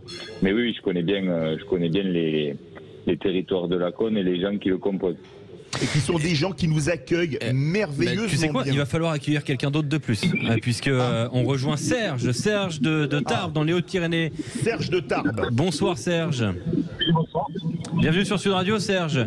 Vous avez gagné Serge, bravo, c'est gagné. Bravo. C'est gagné et vous allez remporter. Vous avez donc remporté ce magnifique séjour du côté de Lacaune. J'espère que vous aimez la gastronomie parce que vous allez être servi, Serge. Alors là, il n'y a aucun souci. J'adore ça, il n'y a pas de problème. Ah bah oui, j'ai l'impression que vous adorez ça. Bah oui, nous aussi. Mais je peux confirmer à Serge que c'est fabuleux. Hein. Ah bah je peux oui, vous dire que la saucisse, il faut en couper au fur et à mesure ici. Hein. Ah oui, Philippe David, lundi midi sur l'Esplanade des Invalides, on a un petit rugby si tu veux pour là, vu pour faire que passer j'aurais tout ça. pris, je peux postuler plié au talonneur. T'es d'accord, Julien? Et là, il a fini la saucisse et le jambon, il attaque la planche de bois. Il y en a, par contre, Philippe, il y en a qui ont essayé, ils ont eu des problèmes. Hein, je te préviens. On fait du rugby à toucher, mais on a réussi à faire une acromio claviculaire à un réalisateur quand même, qui s'appelle Maxime Sénat. Oui, Maxime Sénat. Ouais. Je voulais poser une question, Alexandre, à Renaud Jeanne, le patron du relais de Fusiès.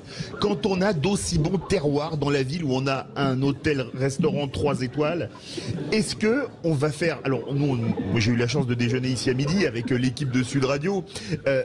Est-ce qu'on va voir, on est trop tenté par le terroir d'ici pour pas aller chercher ailleurs, parce que vous avez quand même des produits fabuleux, tant pour le fromage qui se fait dans des tunnels, vous allez nous raconter qu'avec toutes les salaisons, la saucisse de la Cône, etc. Ben oui, ici on nous facilite la vie, hein, c'est sûr. Et puis vous parlez du tunnel, on a ici quelque chose en commun qu'on a avec Castres et d'autres, c'est le biaïs. Vous savez ce que c'est le biaïs? Non. Le biaïs, c'est savoir faire beaucoup avec pas grand chose. Ah ouais. Et David n'est pas là pour en parler, mais au Castres Olympique c'est un petit budget et ils font beaucoup.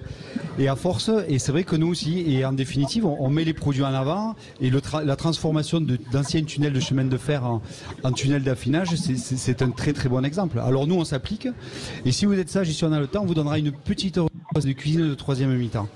Autour des produits de la charcuterie. Ah bah voilà, mais ça c'est magnifique. Et il faudra faire visiter à Serge cette salaison puisque c'est dans le programme. Merci Serge d'avoir été avec nous. Reste bien au téléphone et on prend toutes tes coordonnées pour t'envoyer toutes les modalités, Serge. Alexandre. Oui. Alexandre, tu vas pas le croire, j'ai reçu un texto de Vincent Ferniaud. Ça va faire plaisir à notre ami Franck Martinez qui nous écrit, mais c'est pas une plaisanterie. Par hasard, je suis en voiture, j'ai allumé Sud Radio et je t'ai entendu, c'est incroyable. Embrasse les Mazeliers pour moi. C'est vrai que ça. Alors il vous embrasse, il embrasse toute l'équipe, hein, c'est pas du baratin. Merci Vincent, merci Vincent. Et il ajoute, non, tu avais raison, Philippe Spanghero est roux. Oh là là. On va poser la question dans un instant à Johan Huget. Allez, à tout de suite sur Sud Radio direct de la Cône. Avec Philippe David, avec Philippe Spanghero, avec Johan Huget, avec Julien Thomas en direct de la Cône, dans les monts de la Cône, magnifique endroit de France, dans l'est du Tarn, où on aime le rugby et la gastronomie. On va parler un peu de rugby justement. Tiens, avec le résultat d'Argentine, Samoa Arnoret. La victoire des Argentins 19-10, première victoire dans cette Coupe du Monde pour les Argentins. Ça a été poussif pour eux face aux Samoans, bousculés. Ils n'ont pas réussi à développer leur jeu. Un seul essai marqué par les Argentins, marqué par Bofelli. Les Samoans sont revenus en fin de match avec un essai de Malolo à la 75e minute. Il y avait 16-10 à 5 minutes de la fin du match et finalement une ultime pénalité de Sanchez a permis d'enlever le bonus aux Samoans. Donc c'est une plutôt bonne opération pour les Argentins, même si il reste que 4e de la poule D. Avant de parler de l'équipe de France, Johan Huget, Philippe Spanghero, un petit mot quand même.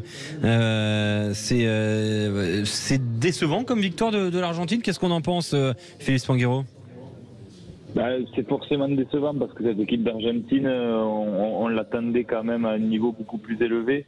Elle nous a déçus d'entrée contre l'Angleterre avec cette défaite très lourde en supériorité numérique quasiment tout le match. Et on sent que cette génération, alors je sais pas si on peut parler de génération parce qu'ils ont fait quand même un Four Nations avec quelques matchs aboutis, mais on sent qu'il y a une période de transition là qui s'amorce dans le rugby argentin et qui décroche un peu. Alors il va même falloir faire attention à ce qui va se passer sur la fin parce que pour sécuriser cette 3e place. Donc c'est vrai que c'est assez loin des attentes initiales pour cette équipe qui a envisagé bien sûr les phases finales. Johan Huget. Oui, comme il dit, les Samoa peuvent revenir à la fin avec des Samoa beaucoup indisciplinés, avec un jeu au pied approximatif. Il loupe 6 points, je crois, 6 ou 9 points au pied. Si on a des Samoa bien plus réalistes et plus pragmatiques, cette équipe d'Argentine doit aussi passer à la trappe face aux Samoa. Donc c'est quand même assez inquiétant sur leur début de Coupe du Monde, sachant que derrière il y a les Japonais aussi à aller chercher. Ouais, effectivement, quand on regarde un petit peu voilà cette poule, pour l'instant Angleterre, Argentine pour aller chercher la qualification, Arnaud, hein, au final. Pour l'instant c'est l'Angleterre qui est. Pour l'instant c'est parfait l'Angleterre. Oui, l'Angleterre, ils jouent le Chili demain. Le Chili ils sont probablement à 14 ou 15 points demain, les Anglais, hein, à 14 points. Et ils sont à 9 points pour l'instant, ils seront un seul à 14 bonus, probablement. Ils seront probablement à 14, donc ils seront potentiellement quasiment qualifiés. Donc c'est fou. C'est impressionnant quand on voit les dynamiques des équipes, mais après par contre dire qui va se qualifier en deuxième, c'est un petit peu plus compliqué, hein. Mais le Japon, je pense, c'est une grosse carte à jouer, effectivement. Ah oui. Johan, sur ce point-là, est-ce que les Anglais te surprennent? Ils ont gagné leur finale de poule un peu comme nous, je viens de dire, en 2019 quand on affrontait l'Argentine dès le premier match.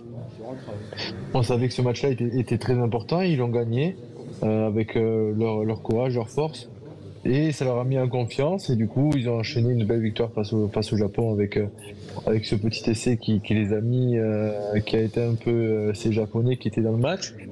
Mais ils font un bon début de Coupe du Monde, ils font pas de bruit, personne ne les attend, personne ne parle d'eux, mais attention, ils sont là. Philippe David. Oui, c'est une vraie question. Est-ce que l'Argentine, finalement, c'est pas, avec peut-être l'Australie, suite à sa défaite contre les Fidji, la grosse déception de ce début de Coupe du Monde, Julien? L'Argentine, oui, parce qu'en fait, elle a remis en scène cette équipe d'Angleterre, qui n'était pas au mieux justement dans les matchs de préparation, qu'on attendait au tournant bien sûr et qui était beaucoup critiquée. Et cette équipe d'Argentine, au contraire, on l'attendait plutôt favorite entre guillemets de cette poule. Il nous a totalement déçus sur le premier match. En plus, en jouant à 15 contre 14 face à des Anglais. Surtout presque tout, c'était pas sur les 5 dernières minutes. Hein. Ce second match contre des Samoa, qui a été quand même assez pauvre et difficile malgré cette possession de ballon qu'ont eu les Argentins. Parce que les Samoa, à la 55e, ils ont une opportunité quand même de mettre un essai et de finir un coup, que ça n'aurait pas été la même physionomie du match face aux Argentins. Et gagnent ce match malgré tout. C'est les Argentins pour moi qui sont, je pense que cette première défaite dans la poule face à l'Angleterre les a anéantis pour le reste de la compétition. Johan, tu es d'accord sur les déceptions de ce début de Coupe du Monde? Oui, forcément, on est d'accord sur. En fait, c'est pas tant par le jeu, mais il manque quelque chose de.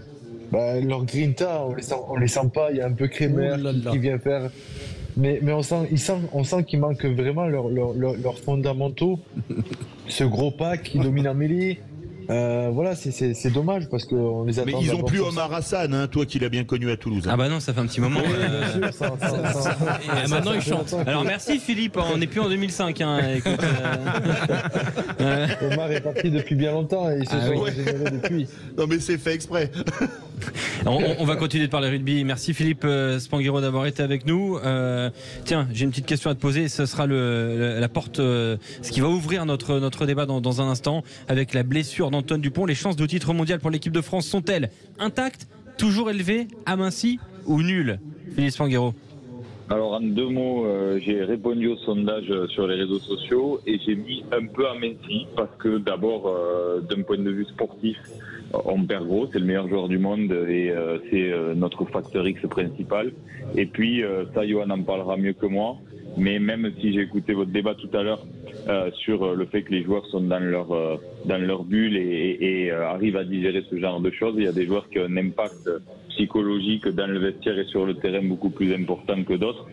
Et Antoine en fait partie, donc forcément, ça amoindrit quelque peu les chances françaises, forcément. Et on va parler justement dans un instant de ces chances de l'équipe de France en direct de la Cône. On aura demain, les amis, en forme. À demain. À côté des terres de Johan Huget. Et oui, effectivement, du côté de Naïou, on aura des invités exceptionnels. Hein. Guy Noves, Fabien Pelouse, Axel Bertoumi aussi qui sera avec nous. Et j'en passe. Hein, des jolis noms quand même, déjà. Que des grands noms. Ce sera exceptionnel demain du côté de Naïou. Une journée de dingue avec Marjorie Mayence, avec Rémi Mességuet aussi. Puis on ira au soir jusqu'à un Irlande-Afrique du Sud qui s'annonce exceptionnel. Donc vraiment demain, ça va être encore une fois une très grande journée sur la radio de la Coupe du Monde de rugby. Mais la soirée n'est pas finie. On se retrouve dans un instant. Sud Radio en direct de la Cône, en direct aussi sur Twitch, sur la chaîne Sud Radio. Vous interagissez avec nous, avec nos spécialistes, avec Johan Huget, avec Julien Thomas, avec Philippe David, Arnaud Ray, Quentin Cabanis. Tout le monde est là. Aude au standard au 0826 06 300 300. Dans quelques minutes, il y aura un qui je suis exceptionnel pour aller bien gagner un ballon officiel Sud Radio. Gilbert, il sera offert à quelqu'un dans ce magnifique relais de Fusiès. Ce sera ce sera tout à l'heure avant 21h. Et puis il y aura aussi Web Ellis avec Lucien Gasparac en haut de l'affiche aussi. On essaiera de déterminer quelle est la meilleure affiche de ce week-end. Il y aura 3 participants, Julien Thomas, Antoine Mazère et Philippe David. Il y aura un juge qui donc va tout déterminer. Il s'appelle Johan Huget. Mais dans un instant, parlons un petit peu de l'équipe de France et cette inquiétude qui persiste parce que les nouvelles n'ont pas été bonnes durant cette journée, Julien Thomas. Elles n'ont pas été bonnes durant cette journée avec la blessure d'Antoine Dupont, avec quand même déjà nos tauliers qui avaient été blessés auparavant, comme Marchand, comme Baye qui est revenu, Danti qui nous a fait un gros match. Ça laisse espérer quand même quelque chose de positif. Mais c'est sûr que le plus gros, c'est quand même notre charnière déjà par Ntamak. Mais là, Dupont s'est blessé.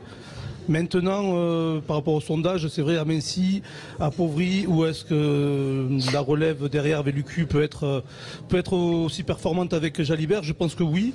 C'est sûr que le facteur X de Dupont fait qu'il a tellement de qualités individuelles au-dessus de tous les joueurs que il va manquer quand même dans ces phases finales. Après, à voir jusqu'à quand. Il y a un sujet, l'impact de l'absence d'Antoine Dupont. Est-ce que c'est majeur selon toi? Bien sûr que c'est majeur. On ne peut pas. Celle de Romain Ntamak est préjudiciable déjà parce qu'on a eu un plan de jeu autour de lui, autour de cette charnière. Et là, l'équipe de France va se retrouver, si Antoine ne peut pas jouer, sans la charnière qu'ils ont depuis 4 ans maintenant. C'est ça qu'il faut retenir. Donc j'espère que la blessure d'Antoine, il y a toujours de l'espoir. Rien n'est arrêté. Mais c'est un garçon, il va trouver des solutions pour revenir au plus vite. Et tu mets un copec sur le fait de le revoir dans cette Coupe du Monde, toi, par exemple? Oui, bien sûr. Je te sens sûr en fait, Johan, c'est pour ça que je te pose la question. Et t'es pas la première personne qui nous dit ça. Hein. Voilà, on a essayé de gratter un petit peu des infos toute la journée dans l'équipe Sud Radio. Et il y a à la fois du pessimisme médicalement et à la fois cette idée-là que il n'est pas fait du même bois que les autres en fait, Antoine Dupont. Et s'il y a bien quelqu'un qui peut revenir plus tôt que prévu, c'est lui. Est-ce que tu souscris à ça, toi, Johan? Ouais, il peut revenir plus tôt que prévu, mais dans les meilleures conditions. C'est pas un garçon qui va aller, qui va faire n'importe quoi. Il va réfléchir et il prendra la meilleure décision. Et cette meilleure décision sera de revenir pour la Coupe du Monde. De tout donner. Je voudrais poser une question à Julien et à Johan. Pour battre l'Italie, une charnière Lucu-Jalibert, théoriquement, c'est largement jouable. Pour l'Afrique du Sud ou l'Irlande, c'est suffisant ou pas, Julien? Suffisant, oui, je pense, parce que comme disait tout à l'heure Dari, c'est quand même une équipe de France qui est bâtie et qui travaille depuis 4 ans pour aller chercher un titre de champion du monde. Donc, en principe, peu importe qui est sur le terrain, c'est sûr que tu vas donner le meilleur de soi-même et pour l'équipe. Là où la différence va se faire, c'est cette complémentarité qu'il avait avec Ntamak, forcément, indéniablement, mais avait trouvé quand même cette connexion avec Jalibert. Maintenant, ce qui me réconforte, c'est que Lucu Jalibert, c'est quand même la charnière de l'UBB, donc se connaissent par cœur. Ça, c'est quelque chose de très important, notamment dans la conduite du jeu pour l'équipe de France. Maintenant, on n'a pas les qualités du Lucu de celle de Dupont, et c'est clair que sur les moments, et surtout avec le jeu que propose l'équipe de France, avec parfois des individualités qui décantent les situations, Antoine Dupont était le fervent favori. Et Arnaud Ray, pour l'instant, c'est vrai que les informations, les rumeurs vont dans tous les sens, mais la seule chose dont on est sûr aujourd'hui, c'est qu'il a a priori une double fracture maxillo-zygomatique. Ouais. C'est ça? Mais voilà. C'est tout pour l'instant. On attend l'avis du spécialiste. Est-ce qu'elle est mal ou bien placée cette fracture? Ces fractures, est-ce qu'il y a un arrachement? Est-ce qu'il y a un arrachement? Pour l'instant, on a un hématome qui empêche de tout savoir. Donc, s'il faut, il pourrait jouer avec une protection. Il ne faut pas qu'elle soit rigide, sinon World Rugby l'interdit. Et puis, il y a le meilleur des cas, il pourrait revenir sous 10 jours. Alors, on a à la fin de la phase de poule, on a 15 jours, 3 semaines, même avant le cas. Il y a 2 cas. Il y a Jonathan Danty où on pensait qu'il avait une fracture de la pommette et puis finalement non, il était revenu plus tôt. Et il y a Brad Berritt qui avait mis une plaque. Voilà. Est-ce qu'il va être opéré? On met une plaque pour qu'il revienne vite ou est-ce que c'est moins grave que prévu?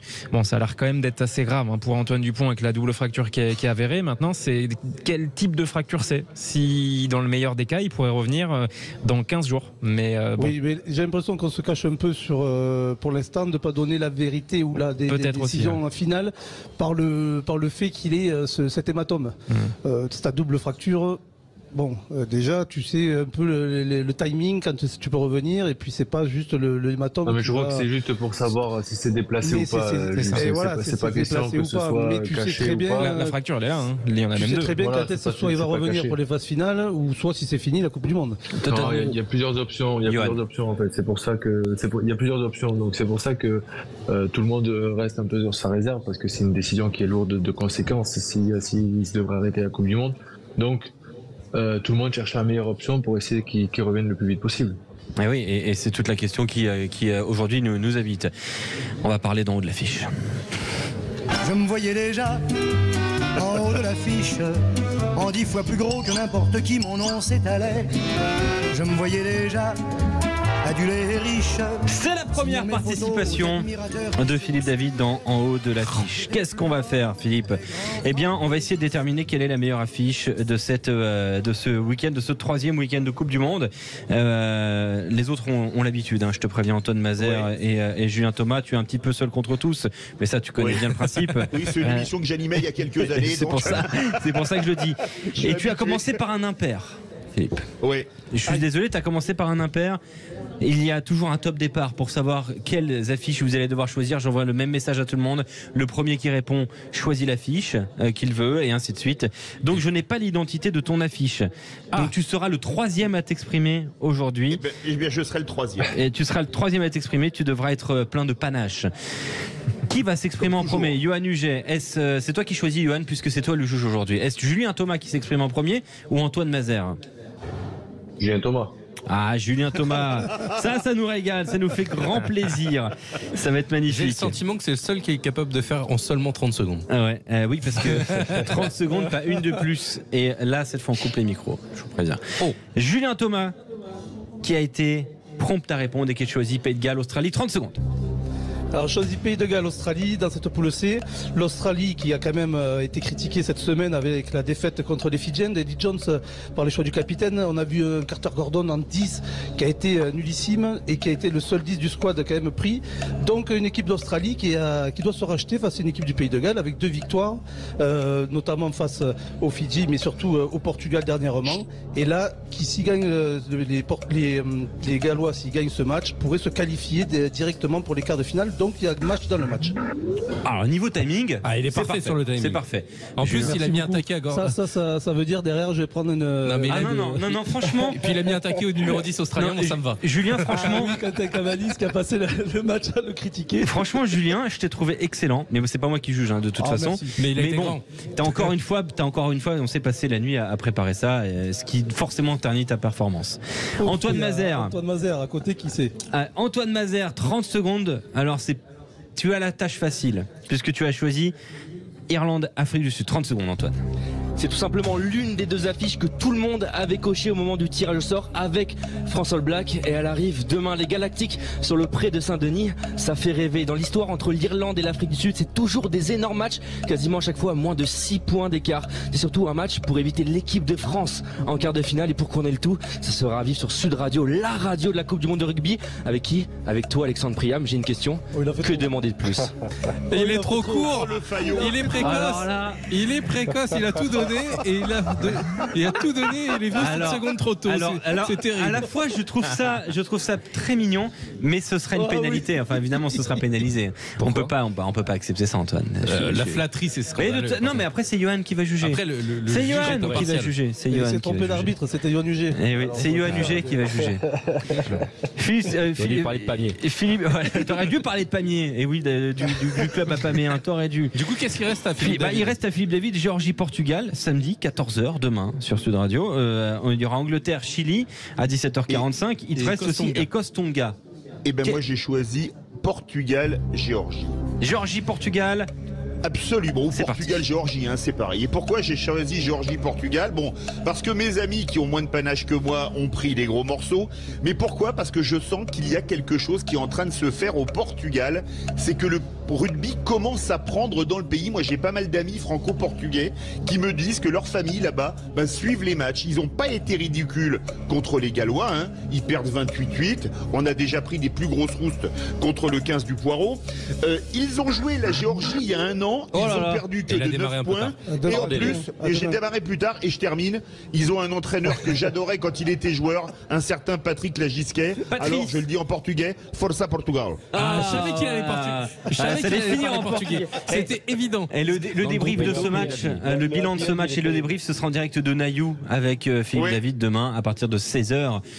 Notez bien avec toute l'équipe Sud Radio. Donc il y aura le débrief de cette rencontre. Yoann Huget, je vais te demander deux choses. La première, on va pas faire le classement de 3, 2, 1. Je veux qui finit deuxième, puisque je veux qu'après on ait le gagnant et le grand perdant. Voilà, comme ça, c'est comme ça, on est un peu sadique sur Radio. Qui termine deuxième? Est Antoine Mazère pour Afrique du Sud-Irlande? Est Julien Thomas pour Galles, Australie? Ou est Philippe David pour Géorgie, Portugal? Yoann Huget.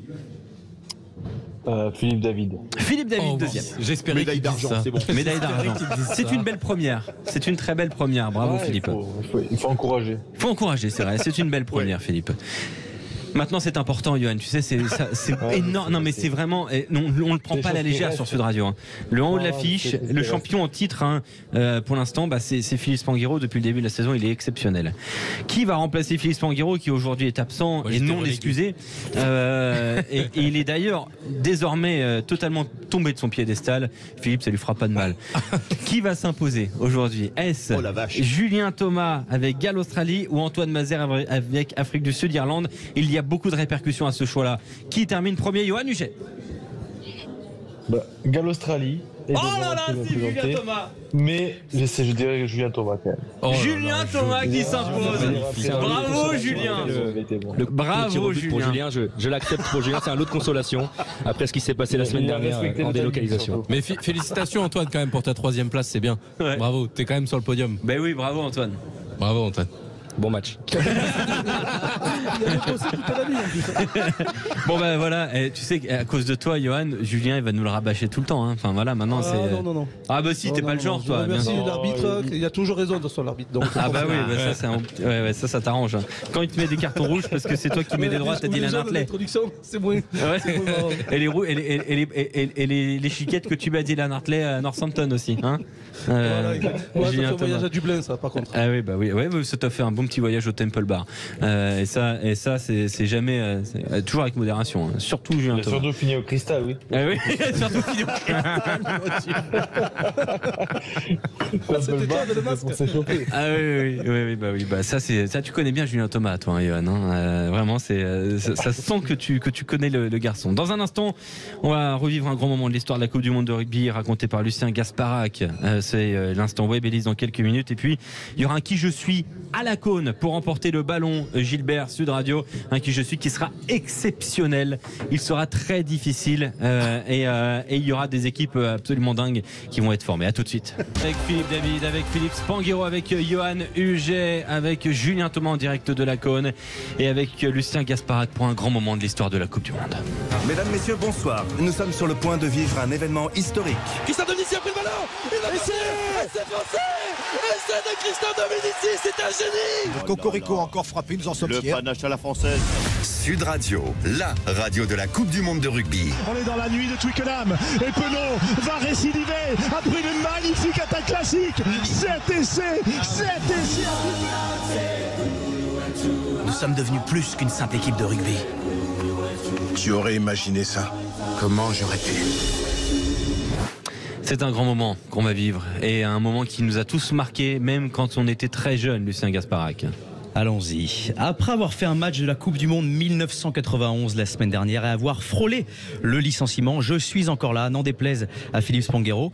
Alors il aurait été plus chronologique d'aller sur un match de la Coupe du Monde 95, mais la Coupe du Monde 1995 rappelle ce souvenir douloureux d'une élimination injuste en demi-finale à cause d'un arbitre qui avait sûrement lui aussi une fracture au niveau du visage ce jour-là. Et donc, au lendemain de cette blessure d'Antoine Dupont, il faut positiver. Et quoi de mieux que d'évoquer le souvenir le plus victorieux du rugby français en Coupe du Monde? Non, ce n'est pas le France-Roumanie de 2015 en phase de poule, non. C'est bien sûr la victoire des Bleus en demi-finale de la Coupe du Monde 1999. Christophe Dominici a pris le ballon. Il a passé. C'est français. Essai de Christophe Dominici, c'est un génie. Essai. 27-24 pour la France, Bernard, on rêve. Et oui, ce match à Londres appelé le miracle de Twickenham, pas parce qu'il n'y a pas eu de pluie ce jour-là en Angleterre, mais parce que nos coqs, à qui on promettait un destin de poulet en batterie dans une usine KFC face au All Black de John Alomou, lui aussi coiffé comme un poulet, l'ont emporté brillamment. Mais est-ce que cette victoire n'était pas prévisible en fait? Complotiste, moi, non. Mais regardez de plus près. Cette victoire a eu lieu en 1999, année où Believe de Cheer est numéro 1 des ventes. Je crois que c'est cher. Chez moi, c'est cher. C'est cher, c'est cher. Ah, on l'a tous dans la tête. Voilà. Vous l'avez pour la soirée. Voilà, je voulais absolument placer une musique dans cette chronique, c'est ma spéciale. T'as fait danser Maxime Sénat, il s'est redémis l'épaule. Voilà. Ça s'est remis en place. Non mais believe de Cher, ça a du sens. Ça veut dire croire en anglais, believe. En espagnol, creo. En québécois, c'est possiblement impossible. Et les Bleus, ils y ont cru ce jour-là. Et les Bleus, ils y ont cru ce jour-là, puisque la cote de leur victoire était à 25-1. C'est à peu près la même cote que je ne finisse pas licencié après toutes ces chroniques Web Elise d'ici la fin de la Coupe du Monde. Non, et puis il y a un élément qui est à prendre en compte. Fabien Galtier. En 1999, on est 24 ans avant qu'il traite les espoirs du Stade français de peintre. Mais surtout, en 1999, Fabien, il n'était pas dans le groupe pour participer à la Coupe du Monde. Et c'est la blessure de Pierre Ménoni qui fait qu'on le rappelle. Et c'est sûrement ce retour de Fabien Galtier qui va permettre aux Bleus de l'emporter, tant il a martelé dans la tête de ses coéquipiers qu'il pouvait gagner cette partie face au Néo-Z.